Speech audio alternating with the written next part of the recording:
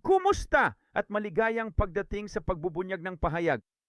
Dahil diyan, hayaan ninyong ipakita ko sa inyo ang isa na namang hindi kapani-paniwalang revelasyon.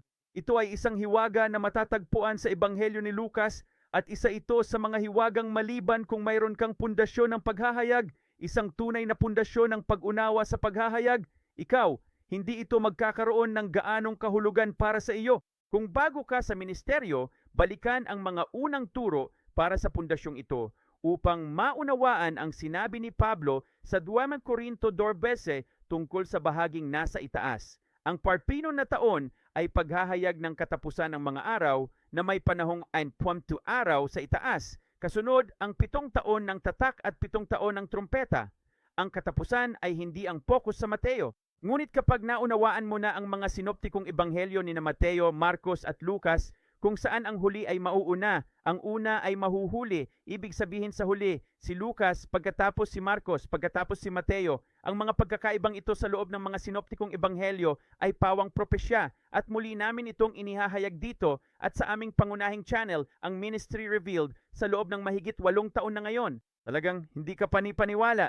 At kapag naunawaan mo na si Lucas yon, saka si Marcos, saka si Mateo, at naunawaan mo na ang kanilang mga diskurso ay pawang magkakaiba at may layunin, mauunawaan mo na ang kay Lucas ang nasa itaas, simula sa pre-trib.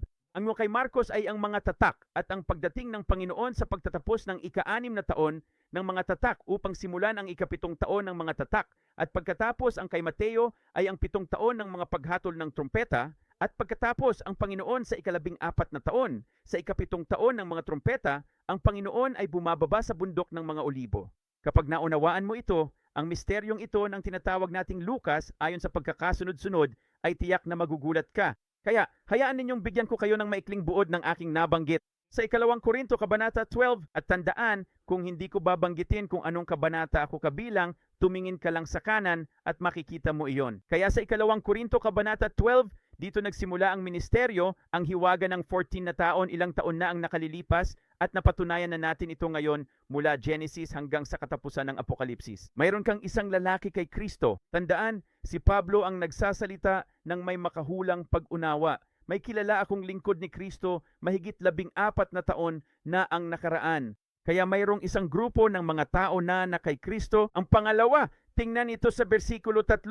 May kilala akong lalaking ganyan. Ang ibig sabihin nito ay medyo kaya hindi kay Kristo ng ganito, kundi sumasampalataya. Nakikita mo, bago ang kapighatian, ang mga na kay Kristo at puspos espiritu ay nasa itaas na, bago ang 14 na taon. Iyan ang pagbubunyag ng 50 araw. Madalas naming ituro ito at may mga turo na kami tungkol dito. Ang unang grupong ito ay pupunta sa ikatlong langit. Ang ikalawang grupo ay gaya ni Kristo. Ito ang pagdagit sa marami sa gitna ng tribulasyon patungong paraiso sa langit. May larawan din ng Panginoon sa kanyang pangatlong pagdating sa kanila. Kaya may pagkuha at pagbabalik. Okay? Mangyayari ito sa pagbaba niya sa bundok ng mga olibo. Ang tipolohiya sa simula ng ika-7 taon ng mga trumpeta o simula ng 14 na taon ng kapighatian. Ang pangalawang pagkakataong ito ay kapag siya ay dumating sa katapusan ng ika-6 na taon ng mga tatak, na siyang simula ng ika-7 taon ng mga tatak o ang ika-7 taon ng kapighatian. Ngayon, tandaan mo ito dahil ipapakita ko sa iyo ngayon sa Ebanghelyo ni Lucas. Sa diskurso ni Lucas ay makikita natin ang pinag-uusapan bago ang tribo. Makikita natin sa bersikulo 36 na ang susi sa ang pangunahing bahagi nito. Kaya't mangagpuyat kayo at laging manalangin upang kayo'y maituring na karapat-dapat na makatakas sa lahat ng mga bagay na ito na mangyayari at upang kayo'y makatayo sa harap ng anak ng tao. Ito ang pre-trib. Ngayon, ano ang mangyayari sa nabanggit na bahagi sa 2 Korinto Kabanata 12? Ito ay isang 50 araw na yugto ng panahon na nagsisimula sa pre-trib. Sa pre-trib, mayroong 7 araw na kasalan ng mga hentil sa langit na gaganapin bilang 7 araw sa lupa. Pagkatapos nito ay darating ang anak ng tao bilang ang nakasakay sa puting kabayo na ating itinuro na rin. Kapag siya ay dumating bilang ang nakasakay sa puting kabayo, ito ang kanyang pagdating sa Lucas 21, bersikulo 27. Kapag nakita nila ang anak ng tao na dumarating, okay? Ang ibig sabihin nito ay nasa isang isahan na ulap, hindi pang maramihan.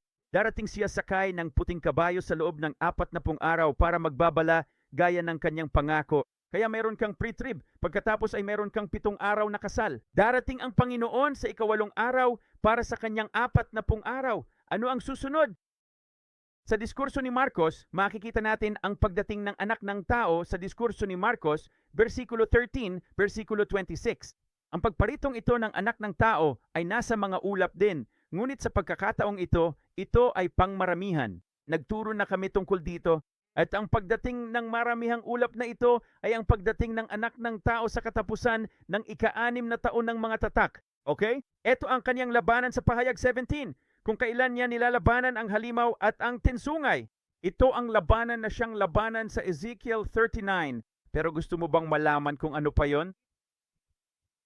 Ito ang koneksyon sa kwento ng nasan tayo? Aba, alam mo kung ano? Malapit na natin yan. Ayokong lumalim pa dyan. Ipakikita ko ang pagkakaibang ito at ang mga koneksyon nito sa pagtalakay ko sa mga ebanghelyo. Ito ang pagdating niya sa dulo ng ika-6 na seal patungong ika-7 at ibang pagdating ito sa mga ulap. Okay?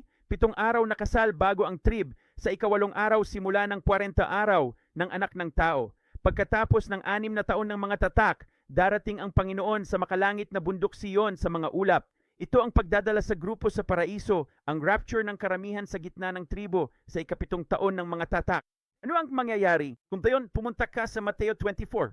Sa Mateo 24:30, makikita nila ang anak ng tao na darating sa mga ulap ng langit.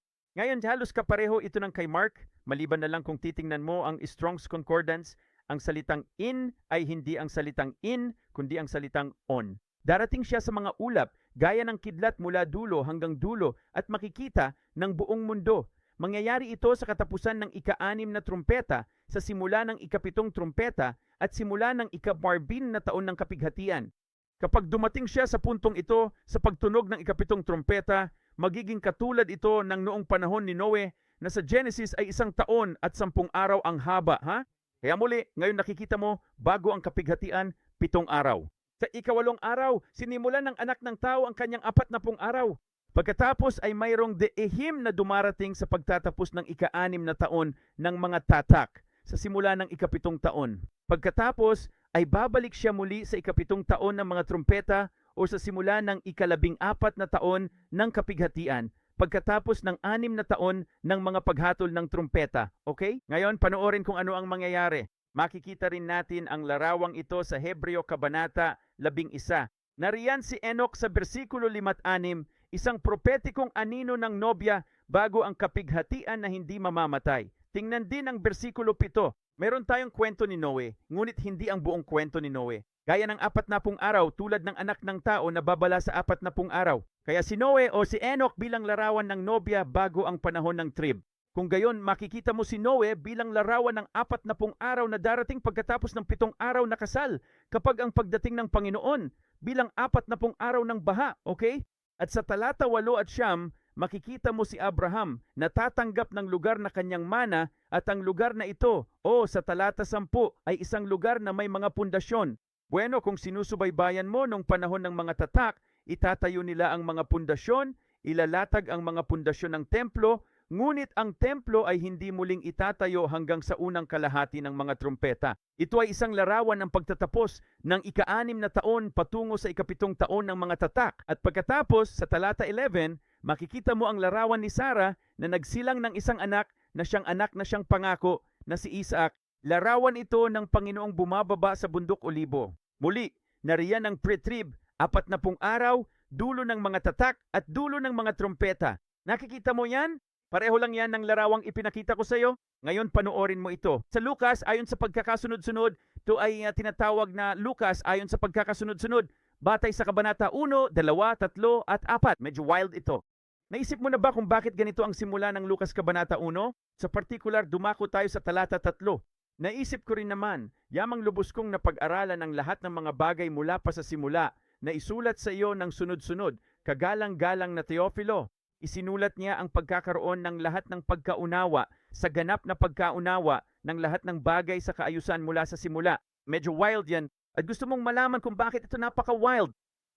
Sa Lucas Kabanata 1, mayroon tayong propetikong larawan ng kapanganakan ni Juan Bautista. Tama ba? Ipinanganak si Juan Bautista at pagkatapos ay tinuli siya noong ika-8 araw. Kaya ano ang larawan dito ng kapanganakan ni Juan? Yaong mga kay Kristo, tulad ni Juan na puspos ng Espiritu, ay nabuhay bago ang kapighatian at may kaugnayan sa kanyang kapanganakan. Mayroon kayong ika-8 araw na may kinalaman din sa mga nalabi tulad ng mga tipo ni Juan Bautista. Ngunit sa katotohanan, ang nangyayari ay ito ang kwento ng ika-8 araw ng kapanganakan ni Juan at ito ang pagtutuli at pagkatapos ay tingnan kung ano ang mangyayari kapag pumunta tayo sa Kabanata 2. Ipinanganak si Jesus. Kaya meron kang 7 araw hanggang ika-8 araw. Sa ika-8 araw pupunta tayo sa Kabanata 2 at isinilang si Jesus at ito ay isang larawan ng ano? Ang 40 araw ng mga pangyayari sa kapanganakan ni Jesus. Nakikita mo ang paghahambing?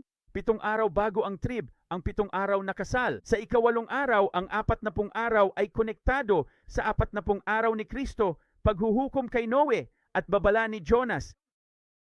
Medyo wild ito.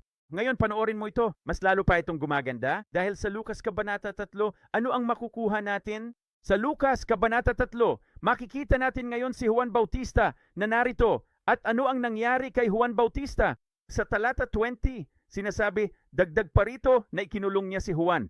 Kaya si Juan ay nasa bilangguan na ngayon at malapit ng mamatay at nakikita natin ngayon na ang Espiritu Santo ay naroon. Ang lahat ng pagpapahid na ito ay nagaganap.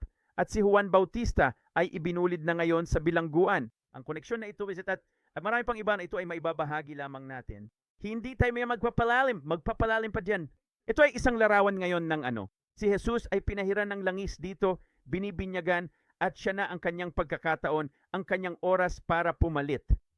Ito mismo ang larawan ng dulo ng mga selyo. Bakit? Dahil si Juan Bautista na siyang Elias na darating sa larawan ng mga huling araw, mayroon pang Elias na darating sa mga huling araw bilang tipo ni Juan Bautista at narito siya hanggang sa katapusan ng mga tatak at pagsasamahin niyang muli ang ama at anak, ina at anak na babae at pagkatapos ay ano? Darating si Jesus upang pumalit sa katapusan ng ika-6 na taon ng mga tatak. Hayaan mong ipakita ko ito sa iyo. Makikita ba natin sa Malakias Kabanata 4?